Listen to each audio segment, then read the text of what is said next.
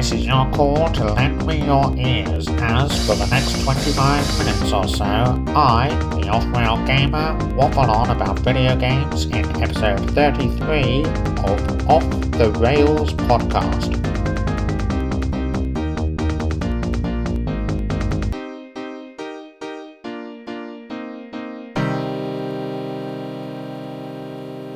Oh boy, it's been a wild couple of weeks since the last podcast. Well, for me at least. I recently visited the Mushroom Kingdom and bore witness to some very strange events. This little guy from Brooklyn fell out of the sky and started causing all kinds of ruckus trying to get in to see the princess. He really gave the toads a good runaround, but eventually he did get the royal audience he was so desperate for. Turns out there's this big lizard king guy who'd been running amok, if you'll forgive the strong language, and was coming to take over the Mushroom Kingdom. So this giant lizard was from the Badlands or something, and Brooklyn said that's where he needed to get to rescue his brother. But first, the princess made him eat a mushroom and wrestle a gorilla. I know, totally bananas. Well, I'm not a supporter of animal cruelty, so I'll admit I spent the rest of my holiday visiting the basilica and catching some sun on the beach. I got a few photos, but this being a podcast, I won't be able to show you. Probably for the best, as I doubt you want to see my knobbly knees anyway. Guys, I didn't really visit the Mushroom Kingdom.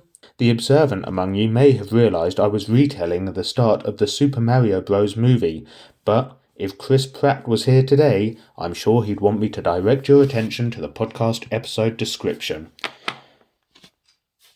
I'm on YouTube, Twitch, TikTok and X.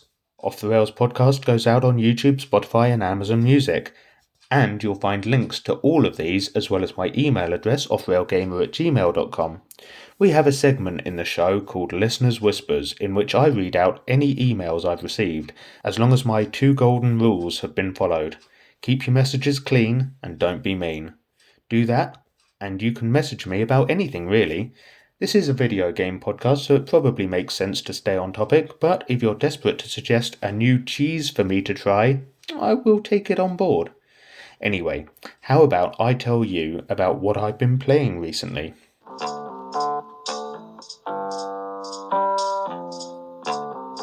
I've gone quiet on YouTube lately, but I haven't disappeared online altogether.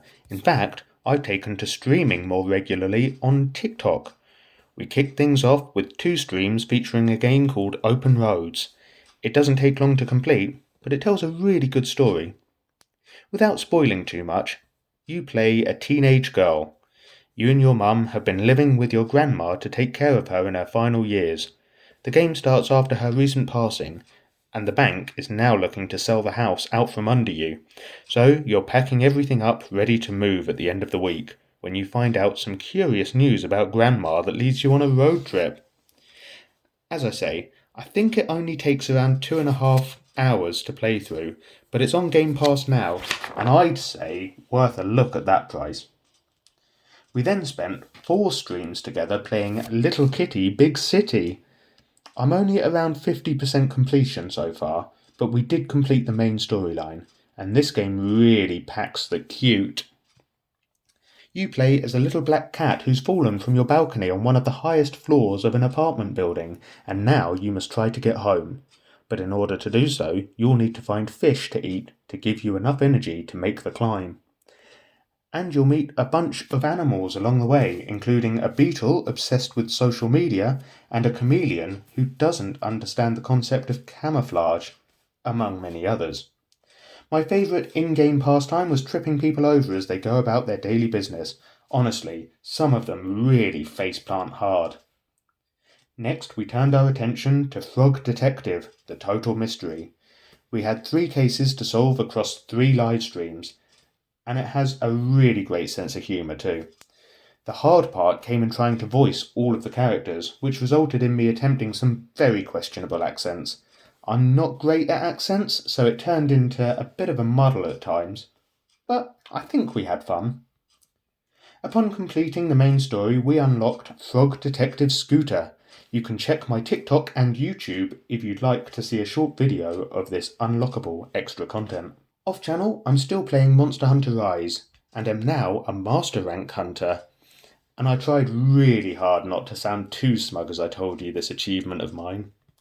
Anyways, enough of me rambling on. Let's see what you've had to say in this week's Listener's Whispers.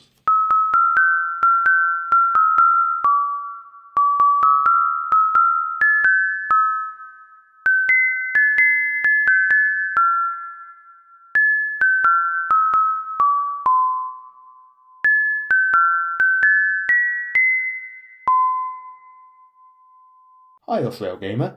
3 months and no email? What have I been up to? I'm equally divided on remasters and remakes as you are. It's nice to have a remaster of a difficult to run title with modern resolutions. One such recent remaster was Star Wars Dark Forces, but it's outrageous. £25 for a remaster for a nearly 30-year-old game where the original is still being sold for just a fiver. On the other hand, a game much closer to my heart will be remade from the ground up. LBA, or Little Big Adventure, is receiving more than a simple graphical tweak with a new art style and soundtrack from the original composer. Not all good news, however, as a sequel to this game series recently failed to secure enough funding. At least there is a silver lining. I'd love to see a Let's Play of Sheep. I have it wishlisted on Steam, but it's been coming soon for a long time. The summer sales are on. Northern Journey was my pick, a game made by one man. I'll let you know how it goes. As always, thanks and bye! Lawrence. Lawrence in South Shields there, and it's great to hear from you. I totally agree on the price of remasters. It does seem a bit much when the originals are selling for so little. I guess in part we're paying for the convenience of playing on modern hardware, but even still, some of these remasters don't feel like they've done a great deal, even in terms of upscaling the graphics. Ratchet & Clank would have to be the biggest exception to this comment though, as they did make this remake look like a totally fresh new game. I do feel like I judge remasters somewhat harshly, and when compared to the £70 price tag of new games, I guess I shouldn't be complaining quite so much. But with the sheer number of remasters that have been released in the last couple of years, it does make me wonder what we might have seen if those studios had focused that energy on bringing us something new instead.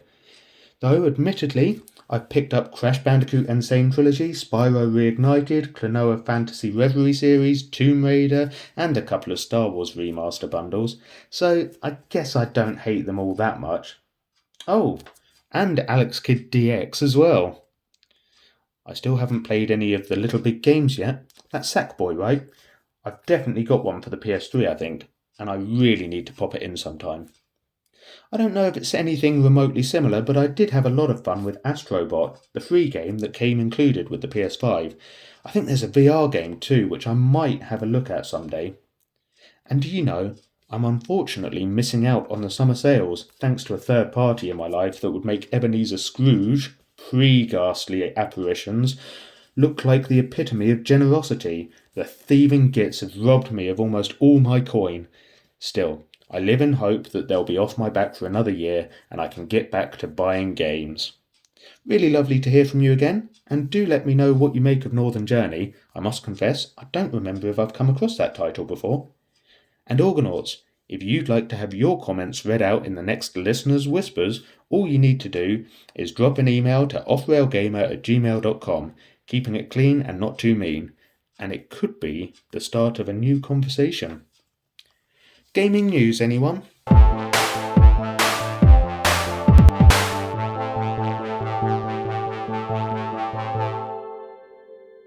A broken cell phone, an abandoned log cabin, trees reach for a sunless sky. Nowhere has all the indicators of an eerie horror game, but its storytelling detail is where it truly excels.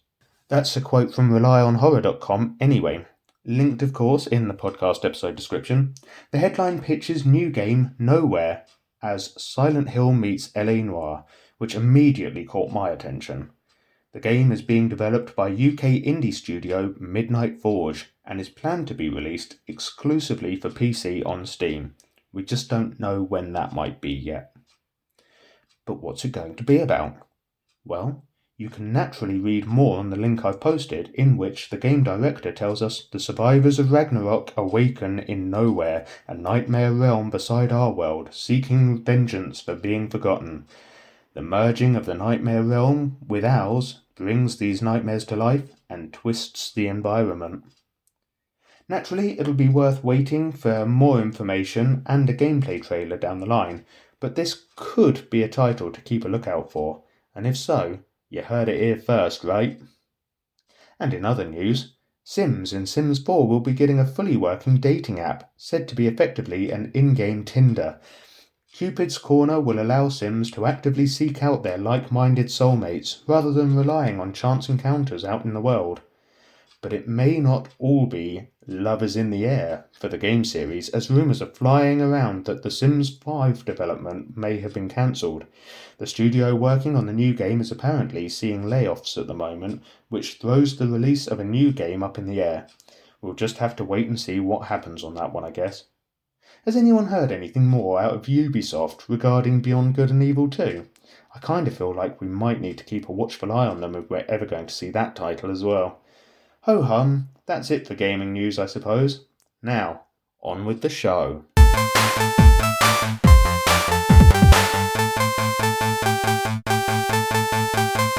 Who's your best central character? For this, I'm talking iconic characters from video games that are absolutely synonymous with the title or series. I'm going to give you a rundown of 10 such characters and try to justify their inclusion in this initial list. Saying that, I haven't necessarily ranked them, and I can think of plenty of others that I want to talk about as well. So here then are some video game characters with no real ultimate purpose, I suppose. Let's start big with a lady who stole gamers' hearts in the 90s and has taken us on so many great adventures. The franchise essentially gave us one of the earliest 3D Indiana Jones experiences in gaming, and likely inspired other series that followed, though I can't speak with authority on the certainty of that statement. I am of course talking about Lara Croft and the Tomb Raider series. At one point when you thought gaming, there were a handful of games and characters that immediately sprung to mind, and Tomb Raider was certainly one of them. We were given some excellent games on the original PlayStation, 5 of them in fact, and then later we got Angel of Darkness. Things went pretty quiet thereafter, until the reboot with 2013's Tomb Raider, which brought a much grittier gameplay. I think given everything Lara's done for gaming over the decades, she's still one of those characters that many still associate with the hobby. I'm going to jump back and forth in time throughout this list to spice it up for you a bit. This next character takes us back as far as the original Xbox though, with a Microsoft exclusive title. That will probably give it away for you. And no, it's not Marcus Phoenix, as the Gears games didn't release until the following console generation. No, I am talking about Halo, and therefore the Master Chief. I mean, surely there can be no argument as to the cultural significance of this guy, right? Unless from some PlayStation purists or something, but I think if they were to put petty squabbles aside, they'd have to accept that this Spartan, and I hope I got that correct, I've only played scraps of Halo here and there myself, is an icon.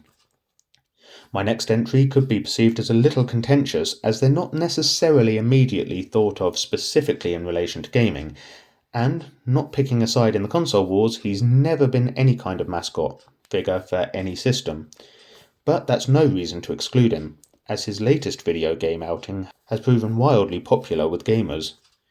What can I say about this lone wolf who started out life as a character in a series of books, and has since graced our screens in a well-received series on a prominent streaming service? Geralt of Rivia doesn't mind getting his hands dirty. In fact, he doesn't mind going home completely covered in filth so long as he's been paid the agreed price for his services, dispatching ghouls and other foul monsters. I think it's fair to say that with the success of CG Projekt Red's Witcher 3 The Wild Hunt, Geralt is a figure that will surely spring to many gamers' minds. He's a dual sword-wielding monster hunter, though not the same kind I've been playing a lot as in recent weeks, who greets the world with a grim determination. Oh, and his Witcher mutations help him along the way some as well, when they aren't attracting more trouble from the local populace who like these cat-eyed individuals none too much. I don't know if this next character will be equally divisive among your opinions, But I, for one, can't think of the PS2 without immediately thinking of Max Payne. The grizzled New York cop was never a mascot for Sony, but his noir detective game captivated many of us back in the early 2000s. Within the wider media influence of the day, it's important to remember what massive hits the Matrix films were at around this time. So we were made to feel like a total Neo-esque badass with the ability to slow-motion dive round corners in bullet time to take down enemies before they had the chance to unload their clips on us. The story in Max Payne is incredibly dark and opens with him returning home just too late to save the lives of his wife and newborn from a gang of violent criminals. It is a truly harrowing introduction to the game, and Max relives the experience through a series of nightmare sequences at various points. Between levels, the plotline is driven forward by stills of graphic novel-style panels narrated in that classic, gruff voice so intrinsic to the noir genre and detective films of the 1930s and 40s. It is, however, brought right up to contemporary times with Max donning a leather jacket rather than a trench coat and a fedora. Let's get back to a more true-spirited example of totally iconic video game characters now. Back on PS1, Crash Bandicoot almost was a Sony mascot, featuring in many adverts for the console. And who better? The brightly coloured platformer really showcased what could be achieved with the PlayStation in terms of 3D environments. And level designs were incredibly varied, from over-the-shoulder views to side-scrolling bonus levels, to having Crash run towards the camera, meaning gamers couldn't see the obstacles blocking their path next. I saw a bit of archive film some time ago, so please forgive me as this is only part remembered now, where the developers at Naughty Dog were talking about how they'd had to code the game to draw on the PlayStation console's internal memory to run it because of how demanding the level design was, exceeding the capacity of the game disc alone. They really were pushing things to the limit. But what about Crash himself? The anthropomorphic Bandicoot really packed the attitude with his jean shorts, big boots and biker gloves. He's not a big talker though, only yelling "Wow!" when he runs into harm's way. Otherwise, he greets most people with a gormless expression and seems to just muddle through situations. It was a game that appealed to kids but presented enough of a challenge that grown-ups can get something out of it too. Similarly, Rayman was another game that was brightly coloured and had a wonderfully cartoony art style, but the difficulty in Rayman felt absolutely punishing at times.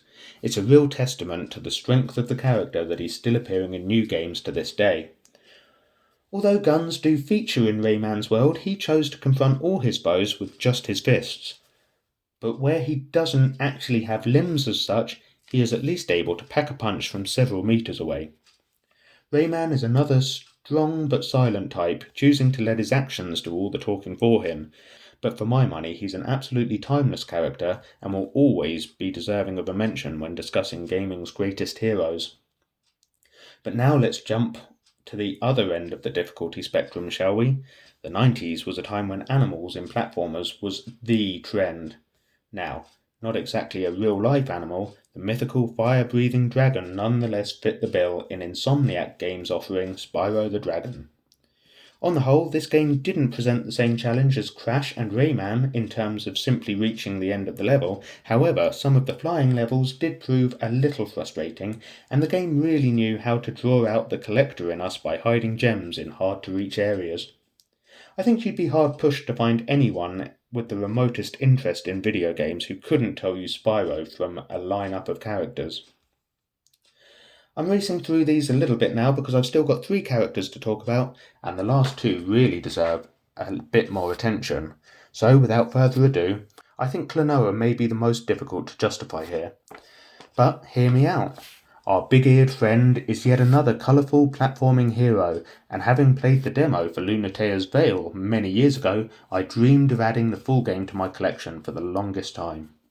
I'm clearly not alone in recognising how special Klonoa is though, if you just look at what sellers are asking for a second-hand copy.